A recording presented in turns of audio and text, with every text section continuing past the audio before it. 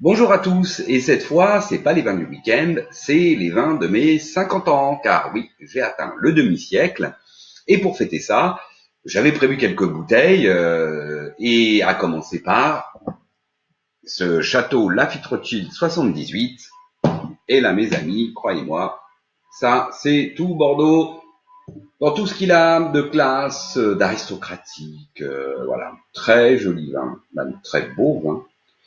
Avec un nez de fruits des bois, puis arrivent ces notes de cèpe grillé, de boîte à cigares, de bois précieux, très très joli nez, fond sous-bois fumé, tabac blond, surtout très harmonieux, tout en délicatesse, en harmonie, très joli nez.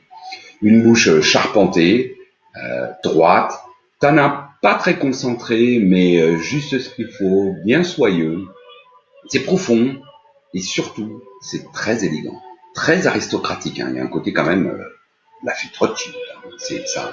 Voilà, on le sent. Et puis jusque dans cette finale fraîche, 78, donc ça c'est un millésime qui apporte, millésime tardif, hein, qui apporte ce petit côté un peu tonique sur la fin, acidulé, avec cette pointe de gourmandise délicieuse, et cette belle persistance à nouveau sur le fruit des bois, mûr, cassis, les notes d'épices, petite boîte à cigares, de cèdre, de bois précieux, et ce fond de champignons nobles, là, c'est un peu cèdre grillé, très très jolie bouteille, pas d'issue du tout, 18 sur 20, Grand Bordeaux à maturité, c'est quand même très très bon, je vous le confirme. Ensuite, qu'est-ce que j'ai ouvert? Cette bouteille, l'étiquette a moins bien vécu que moi, mais très très très jolie bouteille que ce Château des Tours, du Claude Vougeot, Château des Tours 88. Et alors là, alors c'est une bouteille, j'en attendais tout et rien, et ben ce fut tout.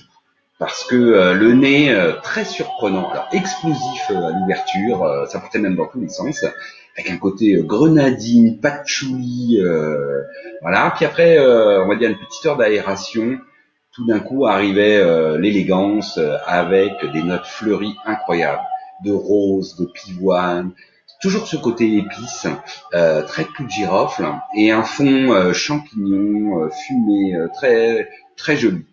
Une bouche à nouveau charpentée, tanin fin, précis, c'est ample, c'est festif.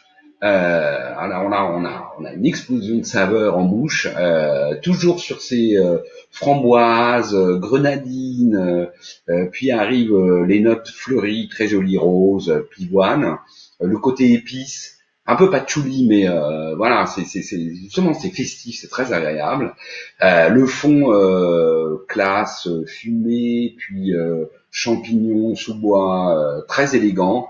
Finale droite, qui a une belle persistance, non, très très joli vin que voilà, je conseille à tout le monde si quelqu'un a l'occasion de boire ça. C'est juste magnifique.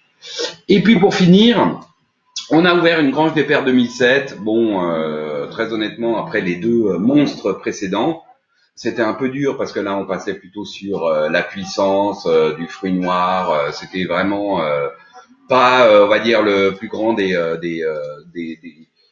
veux dire, des accords après ça. Même si le vin reste très joli, plutôt puissant. Sur presque le pruneau, la bouche elle est dense, elle est concentrée, elle est fine, précise, hein, ça y a pas de problème, on garde de la délicatesse, mais c'est quand même, c'est beaucoup plus jeune, hein, tout simplement. Voilà. En tout cas, deux très grandes bouteilles, et ce fut un grand moment. Merci à tous et à la prochaine fois.